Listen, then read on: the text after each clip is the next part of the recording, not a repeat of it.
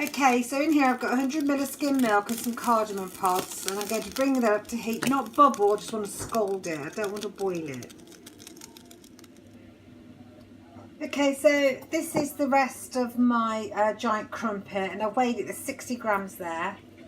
And just going to pour over the scalded milk and the cardamoms and give it a stir. Okay, so I'm going to leave that to soak up and to cool. And while that's happening, I'm going to whisk up an egg and some vanilla and some grated orange zest and some cocoa powder. And this could be the base flavouring of my cake. Okay, so I've got 2 tablespoons of sweetener, 5 grams of cocoa powder, an egg, orange zest. And this is cooling off now, and you can see it's plumping up, and I've put a teaspoon of almond flavour in there.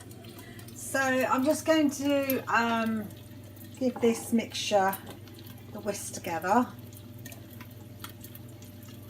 I'll put the camera down, and then that's going into the bread mixture. Okay, so I've put the egg and chocolate mixture in. And this is going to be the basis of our cake, and I have added half a teaspoon of baking powder. I'm going to give that a quick whisk and then find a container to bake. So from the mixture I made earlier, I've managed to make 3 cakes, 2 larger ones, muffin size, and maybe a little fairy cake size one. And they smell absolutely delicious. Now I'm going to let them cool a bit before I take them out. As you can see, I did pop in a little bit of orange on the top. It does smell really, really chocolatey and orangey.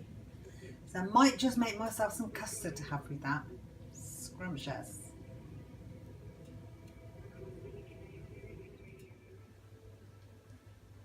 Okay, so I've just tipped this one out of the baking form, and as you can see, it is proper cake-like. It's not mushy or anything horrible.